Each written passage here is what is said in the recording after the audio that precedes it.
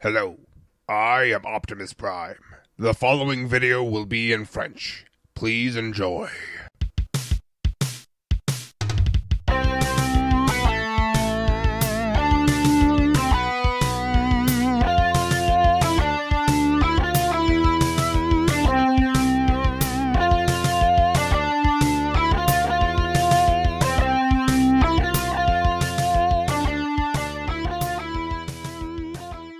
Hey salut à tous, c'est Eder. Aujourd'hui on se retrouve pour une nouvelle review. Il s'agit d'un Transformers que j'attendais depuis quand même quelques temps, le Power of the Primes Punch Counter Punch. Alors, Power of the Primes, c'est surtout Prime Wars Trilogy Punch Counter Punch.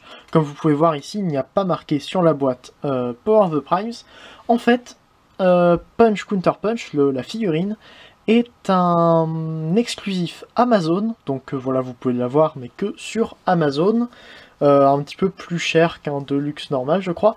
Et c'est le troisième exclusif qui vient donc après Blastoff, Combiner Wars, version navette spatiale, qui reprend donc le mold du Blastoff de chez Takara. Et Repunius, qui est un troisième, enfin qui est le deuxième remold de Twin Inferno, Titan's Return, qui avait déjà été fait en Gros Tusk, qui lui aussi était un exclusif. Et donc là, nous avons aussi Repunius pour finir les Monster Bots. Voilà. Donc ici nous avons Punch Counter Punch qui reprend le côté Power of the Primes de la trilogie Prime Wars, donc Combiner Wars, Titan's Return, Power of the Primes, avec la petite différence qu'il ne se transforme pas en mode bras ou jambes comme les Deluxe de Power of the Primes. Power of the Primes est bel et bien marqué ici sur le dessus de la boîte avec... En haut, on peut voir du rouge et du violet, tout simplement parce que Punch Counter Punch est un personnage assez étrange, enfin, assez hors du commun. Comme vous pouvez le voir ici, il y a deux robots. C'est parce que Punch Counter Punch est un espion Autobot qui a aussi un mode Decepticon pour aller justement chez les Decepticons. Voilà. Donc c'est deux robots différents qui ont fini par avoir deux personnalités indépendantes en quelque sorte, ce qui fait qu'il peut un petit peu alterner d'une personnalité à l'autre. Nous avons donc comme boîte, une boîte franchement très jolie avec un magnifique artwork ici sur le devant, Punch Counter Punch, Autobot et Decepticon, Hasbro, Transformers en rouge sur fond noir, le logo Generations en haut. Et on peut ouvrir pour révéler donc la figurine à l'intérieur, Power of the Primes en grand, Prima Prime ici, et choisis ton Prime avec une petite description de Power of the Primes. Voilà, donc les Autobots et les Decepticons se servent des maîtres Prime pour manier les pouvoirs incroyables des robots les plus légendaires de l'univers, les Primes. Les maîtres Prime portent en eux l'étincelle d'un Prime, ce qui leur permet de partager avec d'autres robots les habiletés presque divines des Primes. Il devait avoir une réduction sur le mot Prime parce qu'il y est au moins 6 fois. Ouais non, il y est 5 fois dans le texte. C'est quand même beaucoup. On a quand même derrière un très bel artwork un petit peu, enfin pas très clair on va dire. Il y a donc Optimus Primal au milieu, Grimlock, Rodimus, enfin Hot Rod ou Rodimus peut-être. Un des Prime Masters, enfin dans son armure, Moonracer.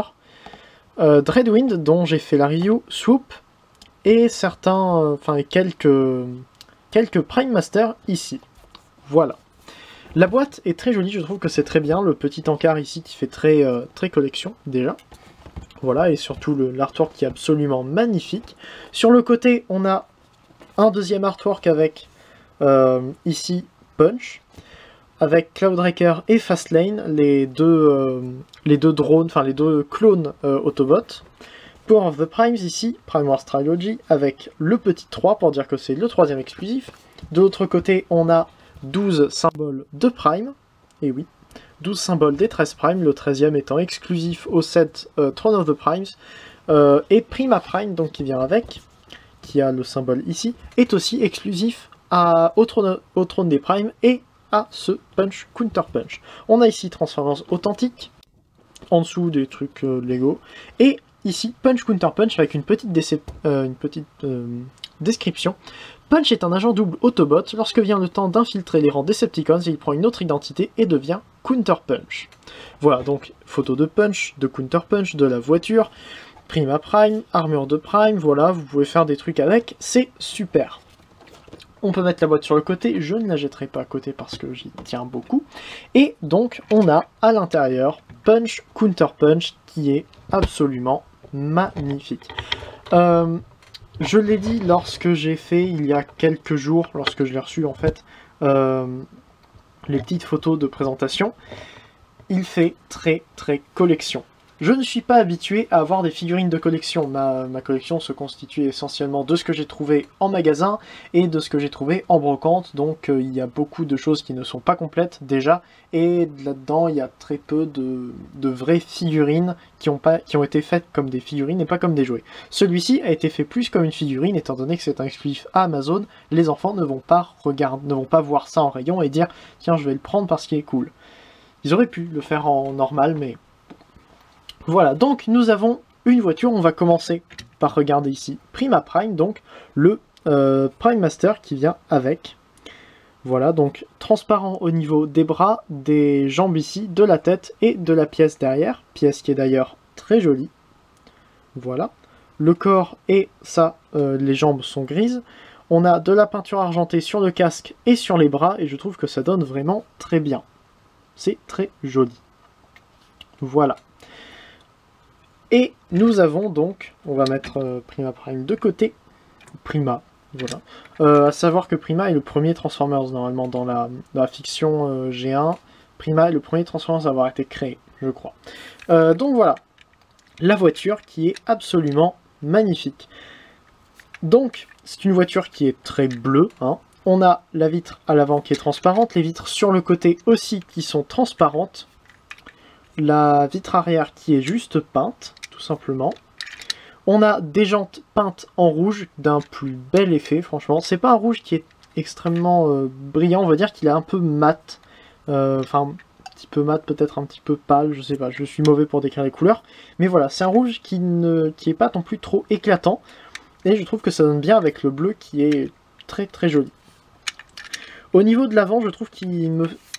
Il me fait penser un petit peu au Alternity Seekers, tout simplement. Je sais pas trop pourquoi, les phares sont plats au lieu d'être 4 phares ronds, mais bon, ça me fait penser à ça. Et donc cette voiture en laquelle se transforment au moins Starscream et Skywarp Alternity, c'est la Mitsuoka Orochi.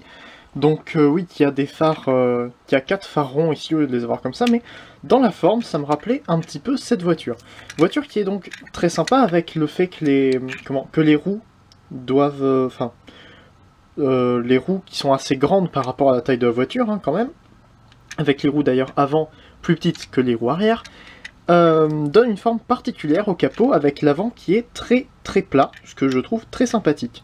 A noter donc on a du gris foncé un petit peu brillant au niveau de la calandre, peut-être ici.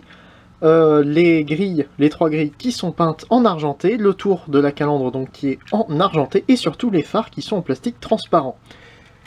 Je n'ai pas beaucoup de voitures des films, de voitures de luxe des films, mais dedans il n'y a pas non plus beaucoup de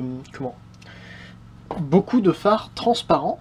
Eh bien, dans les Chucks c'est encore plus rare. Dans les Generations c'est très rare quand il y a des phares transparents, et là il y en a, donc ça fait, je trouve, un point collection, on va dire.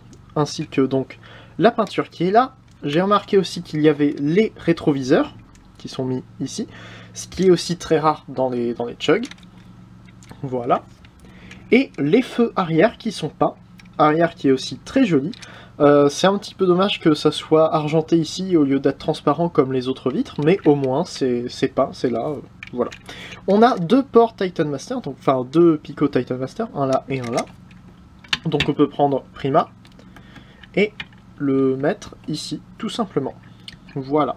On a aussi un port 5 mm là, dans lequel on peut mettre l'autre accessoire qui est l'armure des Primes. Alors, cette armure qui est en fait avec les mains qui sont, enfin les doigts qui sont là, une main pour Combiner, n'est pas utilisable en mode main si on veut le laisser avec Punch, étant donné que, comme je l'ai dit, il ne se transforme pas en jambes ou en bras. Donc voilà, c'est un peu inutile. C'est juste pour dire que c'est Power of the Primes, comme ça on peut prendre Prima, le transformer en une sorte de petit cube avec un truc dessus, et le mettre à la place de ça, en enlevant donc cette pièce-là qui sert d'arme en mode robot. Voilà. Et donc on peut prendre le port, le mettre comme ça, et venir le mettre ainsi. Je vais pas trop forcer, mais bon, ça a l'air de rentrer un petit peu mal. Voilà, on a ici des détails de réacteurs, en quelque sorte, ouais, qui donnent... comment? Au départ, je pensais que c'était le même que pour Dreadwind et Blackwing, mais non, ce n'est pas le même. Et quelque chose qui m'a choqué, c'est le fait que ce ne soit pas noir. Je pensais que ça allait être noir, mais voilà une armure de Prime noire, celle qui vient avec Slug, que j'ai déjà fait en review. Et vous pouvez voir que c'est quand même un peu différent. Voilà. Pour finir sur la voiture, petit défaut, je pense, on peut voir le faux cockpit ici. C'est un petit peu dommage, mais bon. Et en dessous, on voit à peu près tout. Donc on a ici l'arme, qui se prend en fait avec un emplacement ici qui va dans le picot, juste là. Voilà. Arme qui est plutôt sympa, qui reprend apparemment l'arme qu'il a dans l'animé Headmaster. Et en dessous, bah, on voit pas mal de choses, hein. On voit les jambes, on voit les bras sur le côté, le torse, la tête un petit peu cachée parce que vous verrez plus tard, et l'avant qui est relativement creux. Voilà. C'est pas trop grave, hein, je regarde généralement pas une voiture du dessous. Et puis la transformation est assez sympathique pour qu'on n'ait pas à se soucier du fait que en dessous du mode de voiture ce soit pas très beau. Déjà le mode voiture comme ça est très joli. Et pour le comparer avec un autre Deluxe voiture dont j'avais déjà fait la review, le Chrome Dome Titan's Return, qui est aussi une jolie voiture mais d'un style complètement différent. Voilà, ici ça fait beaucoup plus cybertronien alors que là c'est tout à fait réaliste. Légèrement futuriste peut-être, mais je suis sûr qu'il est possible qu'une voiture comme ça existe quelque part. Voilà. Enfin, dans le sens où ça me ferait pas bizarre de croiser une voiture comme ça, je me dirais pas que c'est une voiture très étrange. Non, c'est une voiture qui est tout à fait réaliste. Voilà, donc on va pouvoir passer maintenant à la transformation. Je vais d'abord passer en mode Counter Punch, qui est donc en fait, on va dire une sorte de mode robot alternatif. Puis dans son mode Punch. Alors, pour la transformation, il faut venir ouvrir les deux parties ici et les ramener sur le côté, un petit peu comme la transformation du Combiner Wars Dead End et tous les transformations qui sont venues après, et la transformation justement de Chrome Dome, mais c'est un peu compliqué à prendre parce qu'il n'y a aucune pièce, enfin on peut prendre à partir de là, mais ça reste très très solide. Donc ce qu'il faut faire c'est venir chercher les vitres et les détacher du haut, voilà, comme ceci. Une fois que c'est détaché, on peut venir prendre l'avant ici, comme ça, et séparer un peu ainsi. Pareil là.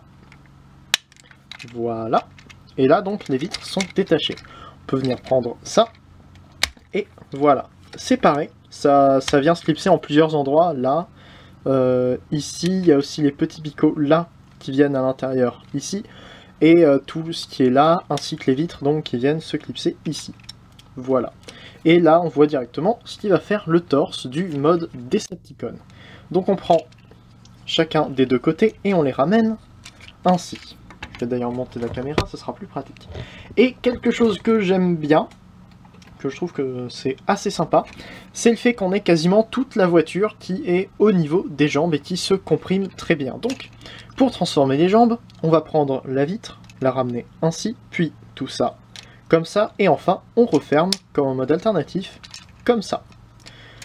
Pareil ici, on ferme ça, on ramène ça vers le haut, on referme ainsi, et les jambes de punch, enfin de counter punch, sont faites. Maintenant on peut donc passer vers le haut. Donc on va venir détacher la pièce du milieu qui elle aussi est tenue en plusieurs endroits. Donc on va détacher les deux parties ici. On peut ramener les pièces sur le côté, comme ceci, vers le haut, ça vient se détacher ainsi.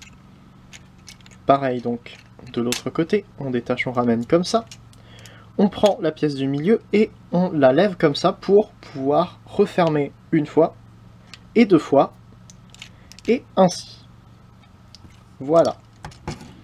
Maintenant, on prend les bras, on ramène ainsi, comme ça. On prend la main, j'ai laissé la main en mode punch et on tourne. Comme ceci, je reparlerai dessus pour la deuxième transformation en mode robot. Donc comme ceci. On vient tourner à cette articulation là, comme ça. et on ramène le tout vers le bas. Le petit morceau ici va venir se mettre en place à cet endroit-là et tenir le tout comme ça. Voilà. On vient d'ailleurs prendre ce panneau et le ramener ainsi pour cacher le logo Autobot. Donc comme ça, comme ça. Et voilà, Counter Punch est en mode robot. Donc, enfin voilà, nous avons donc le mode Counter Punch. Alors, avec l'articulation qu'on a utilisée pour les épaules, on peut les ramener soit vers l'avant, soit un petit peu plus vers l'arrière. J'aime bien les mettre vers l'arrière, je trouve que ça donne bien. Voilà. Et je trouve qu'il est vraiment très classe. Alors il reste, comme le mode alternatif, il reste très bleu. Mais je trouve que ça donne bien, c'est très en accord avec le fait que ce soit un Decepticon. C'est une couleur froide, donc ça passe. Et donc, on va regarder un petit peu plus près la tête, que je trouve plutôt pas mal, avec une sorte de masque sur le visage qui n'est pas complet. On voit juste sa bouche en fait. Le reste est un petit peu caché. Des yeux rouges qui sont très jolis, un casque en quasiment noir, comme l'armure Prime. Voilà, donc les épaulettes qui sont formées des deux moitiés de l'avant de la voiture. Le faux torse ici qui me dérange pas spécialement étant donné qu'on a donc un robot qui est mieux proportionné. Voilà, donc les mains, enfin les bras donc avec les mains de Counter Punch. Ainsi. Bon, on voit les mains de Punch ici en rouge, ça dépasse un peu, mais c'est pas trop grave. Donc la ceinture ainsi. Les cuisses avec donc les jambes qui sont relativement plates. C'est vrai qu'il n'y a pas vraiment de pieds, mais ça ne me dérange pas. On a ici une très belle couleur. C'est un petit peu violet métallisé. Et je trouve que c'est très joli. C'est très rare qu'on ait de cette couleur-là sur des Transformers. Et donc, voilà. On peut évidemment lui donner son arme, même si la couleur ne correspond pas du tout aux détails qu'on a sur Counter Punch. Bon. Voilà. Pour les articulations, on a donc la tête qui tourne à 360 degrés, mais vous n'avez pas spécialement envie de regarder le derrière, vu que c'est la tête de Punch. Elle peut regarder donc vers le bas, vers le haut, bouger un petit peu sur les côtés. Au niveau des bras, on a 360 degrés. On peut tourner les épaules vers le haut, comme ça, donc les ramener entièrement ainsi. Les épaulettes, on peut aussi les ramener vers le haut, ou comme ça. Ça tourne à cet endroit-là. On a 90 degrés ici. Les mains ne tournent pas, sauf si vous voulez les transformer en mode punch, ce qui ne sert à rien. On a une rotation à 360 degrés au niveau du bassin. Les jambes vont jusque là vers l'avant, jusque là vers l'arrière, sur le côté comme ça. Le joint pour les tourner est très très dur, c'est un peu dommage. Et au niveau des genoux, on a 90 degrés. Voilà. Et je trouve que ce mode est franchement très joli. Au départ, sur les photos, c'était le mode robot que je trouvais le plus joli. Bon, maintenant, les deux modes robots sont aussi beaux, je trouve, donc voilà. Mais bon, ça en reste pas moins un robot qui est franchement beau. Alors, on peut prendre l'armure des Primes et la mettre justement dans le port 5 mm qui a été révélé en sortant cette plaque-là. Et donc, le mettre dedans. Et ça fait une double fonction, ça fait justement les réacteurs ici, une sorte de jetpack, puisque les Decepticons sont à peu près les seuls à pouvoir voler dans l'animé G1 au départ. C'est bien de mettre un jetpack comme ça, même si c'est un Autobot, il peut quand même voler, ce qui est très bien. En fait, c'est un Autobot déguisé en Decepticon, donc s'il ne peut pas voler, c'est un petit peu grillé que c'est pas un Decepticon. Voilà. Et donc en plus, ça cache le torse de Punch. Ainsi. Bon, après, évidemment, quand il se retourne, on voit quand même qu'il y a une tête un peu bizarre, donc bon, c'est pas grave. On va donc pouvoir passer à la comparaison. Donc pour le comparer, le voici avec Chrome Dome, comme tout à l'heure, et vous pouvez voir qu'il fait une bonne taille de Deluxe, il n'y a pas de problème de ce côté-là, il est juste relativement fin, et les proportions sont très différentes, enfin, paraissent différentes. Il a des jambes qui paraissent beaucoup plus longues, des bras relativement courts, et le torse qui est très fin par rapport par exemple au torse de Chrome Dome. Voilà. Et avec un Transformers que j'ai aussi fait sur ma chaîne, qui va peut-être être remplacé dans une bonne partie des collections d'ici quelques temps. Il s'agit du Titan's Return Megatron Voyager, donc voilà, mode Decepticon avec le chef des Decepticons, et je trouve que c'est ça donne plutôt pas mal, voilà. Je n'ai pas vu Headmasters, donc je ne saurais pas vous dire si c'est la bonne échelle ou pas. En tout cas, entre une voiture et un Transformers qui fait à peu près la taille d'Optimus, donc un camion, je pense que c'est une bonne échelle. On va donc pouvoir passer à la transformation en mode punch, et elle est très simple. Donc on va lui enlever son arme, on va enlever l'armure des primes, et on peut commencer. Alors pour les jambes, on les prend, on les met comme ça, on les tourne un petit peu, et voilà, les jambes sont transformées. Ensuite donc, on prend ce panneau-là, on le ramène ainsi, on prend les épaulettes ici, on les ramène vers le haut. Et petit truc à dire au niveau justement de ces pièces-là, c'est qu'il y a beaucoup plus d'axes que ce dont on a réellement besoin. En fait, tout ce dont on a besoin, c'est vraiment le faire tourner comme ça, et avoir cet axe-là et cet axe-là, mais on en a un troisième qui est celui-ci en haut, qui nous permettrait par exemple de mettre les épaulettes comme ça. Voilà, ce qui ne sert à rien officiellement, mais j'ai trouvé que c'était assez intéressant de le dire si jamais vous voulez faire un mode... un fan mode. Donc on prend les épaulettes, on les ramène ainsi, et on vient mettre le petit table qui est là, à l'intérieur du trou, ici. Ainsi. Et il faut bien forcer les premières fois parce que c'est assez difficile de le mettre. D'ailleurs j'ai peur d'avoir déjà quelques marques de stress, donc je pense que je ne l'emboîterai plus. J'ai l'impression que le plastique est en train de se fendre à cet endroit-là. Je ne sais pas si vous arrivez à le voir. Ça me fait un peu peur. Donc voilà, ensuite on prend la main. Et là c'est quelque chose qui est très classe, si ça veut bien faire le focus. Donc quelque chose qui est très classe, on prend. Et quand on appuie sur la main, ça va donc faire sortir l'autre main qui est sur la même pièce. Mais surtout ça va ouvrir ce panneau-là. On referme et on referme le panneau qui vient se mettre parfaitement comme ça. Je trouve que c'est très classe parce que comme ça le bras est complètement fermé, on voit la main que par l'extérieur. Donc pareil de l'autre côté, on ramène comme ça, vers le haut, on ramène ainsi ici, on clipse comme ça, et de ce côté-là par contre le plastique n'est... Ah si, le plastique est aussi en train de se fendre de ce côté-là, donc je pense que ça devrait être parmi les dernières fois que je suis en train de clipser cette pièce-là ici. Après je ferai un petit peu comme je veux, des fan modes ou des trucs comme ça. Pareil. Et là, la main est beaucoup plus facile à sortir, enfin un petit peu plus lâche que d'autre côté. Ainsi, et dernière étape, on vient prendre le casque qui faisait en sorte qu'on voit les yeux de Counter Punch, et on ouvre pour faire sortir les yeux de Punch et ainsi compléter la tête.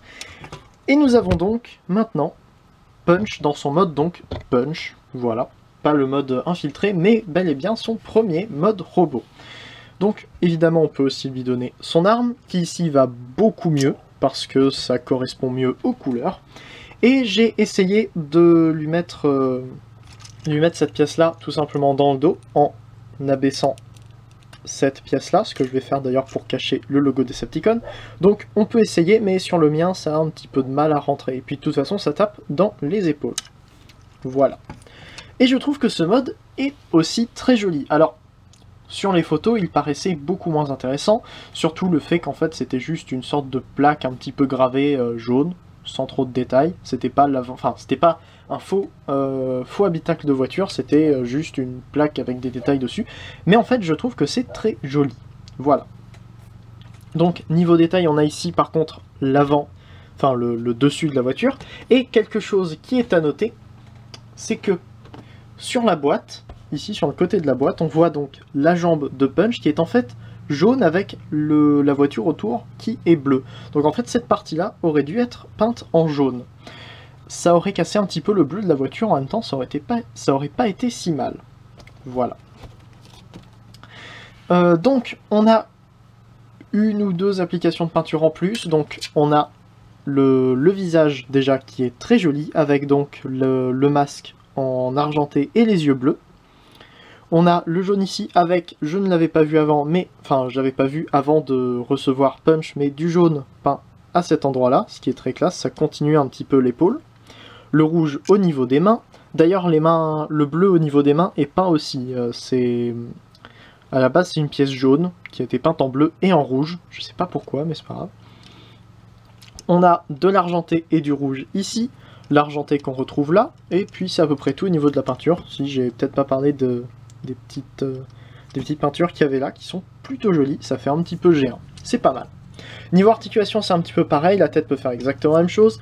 Les épaules sont un peu gênées par les épaules, justement. C'est un peu dommage. Voilà, au niveau des bras, c'est pareil. Au niveau du torse, c'est pareil. Les jambes, ça peut aller jusque là. 90 degrés dans ce sens, étant donné que, eh oui, ça peut tourner dans les deux sens. Super. Donc on peut lui donner des jambes de poulet un petit peu Movieverse. Pourquoi pas, c'est tout à fait possible, mais je ne conseille pas spécialement de le faire. Voilà. Et donc je trouve que ce mode robot est aussi très joli. Alors pour la comparaison de taille, ça reste exactement pareil que tout à l'heure avec Condom, c'est juste que maintenant on a les épaulettes ici qui ne donnent plus de largeur, mais de hauteur un petit peu. Je trouve que c'est sympathique. Voilà. Et donc, avec cette fois-ci le chef des Autobots, Optimus Prime, le classique dans sa version Age of Extinction, dont j'ai fait la review, qui était ma première review, donc n'allez pas forcément la voir, auquel j'ai donné l'épée du Optimus Animated, parce que je trouvais que c'était bien, et parce que c'est Raph qui m'avait donné l'idée, grâce à une des photos de ces galeries qui sont très intéressantes. Donc voilà, et je trouve pareil que ça donne bien. Alors juste petite chose que j'avais oublié de dire pendant la review, excusez-moi, c'est au niveau des épaules. Alors, si vous avez suivi un petit peu l'actualité de Punch Counter Punch, vous savez qu'il y a eu des problèmes au niveau des épaules. Le fait que les pièces bleues, ici, qui tenaient les épaules, enfin voilà, qui tiennent les épaules avec le ball joint et l'articulation pour monter pour la transformation, ont été mises à l'envers, donc avec le côté plat qui est ici, avec l'angle en bas. Je pensais, vu que j'avais eu le la deuxième production, je pensais que ça allait être réglé ici, mais non, ça n'a pas été réglé, c'est exactement la même chose. J'ai dû l'ouvrir. N'hésitez pas à aller regarder par exemple la review d'Emgo qui dit comment faire pour réparer donc ce problème récurrent sur Punch Counter Punch. Et donc, au final, eh bien, ce punch est franchement très joli. Je trouve que c'est un bon achat. J'ai contrôlé et ça fait environ une trentaine d'euros. Je l'ai acheté à une trentaine d'euros sur Amazon. Alors, c'est peut-être un peu cher pour un Deluxe, mais c'est à peu près le prix des Deluxe de Studio Series si vous les prenez à Toys R Us en France, si vous les trouvez, ou King Jouet. Voilà, parce que là-bas, c'est très cher. C'est aussi le prix des Deluxe de The Last Night, au moment où ils sortaient, qui était un petit peu plus cher que les Studio Series. Donc voilà. Ça reste cher, mais pour un exclusif, je trouve que ça va. En plus, il y a les frais de port, et puis c'est vendu par Amazon lui-même. C'est pas une boutique où il risque d'y avoir des problèmes. Ici, j'ai même pas eu de douane. Je sais pas s'il y a des douanes avec Amazon, mais j'ai eu de la chance sur ce coup-là. J'ai pas eu de douane. Donc voilà. C'est une figurine que je recommande, et j'emploie le terme figurine en le pensant tout simplement parce que pour moi, ce n'est pas un jouet. J'ai fait beaucoup plus attention en le sortant de la boîte que j'ai fait attention avec n'importe quel autre Generations, alors que je fais déjà très attention. Là, c'était vraiment plus que normalement. Je suis d'ailleurs très... J'ai un petit peu peur des problèmes de plastique à ce niveau-là. C'est pour ça que je vais juste les détacher pour les utilisations futures en mode punch. Voilà, ça sera mieux. Juste les placer comme ça, ça va déjà très joli. Enfin, ça donne déjà très joli. Voilà, donc je recommande cette figurine qui est franchement très cool, qui vient dans une boîte superbe que je vais exposer. Je n'expose pas les boîtes, sauf celle-ci, parce qu'elle est jolie. Donc voilà, n'hésitez pas à me donner votre avis sur cette review qui, je sais, a été très longue parce qu'il y avait pas mal de trucs, enfin j'avais pas mal de trucs à dire dessus, même si j'ai l'impression que j'ai pas tant parlé que ça. Bref, donc voilà.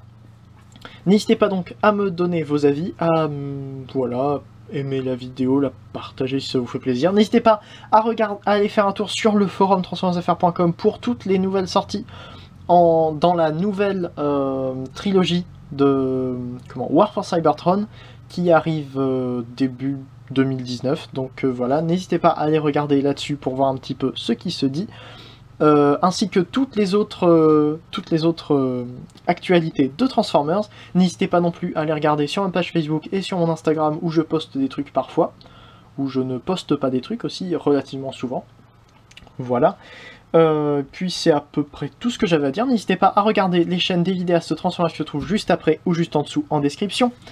Et quant à moi, normalement on devrait se retrouver la semaine prochaine pour une prochaine review qui devrait être normalement la review numéro 100, ainsi que les 4 ans de la chaîne en termes de review. Donc je vous invite grandement à aller voir la review numéro 100 qui s'en vient la semaine prochaine.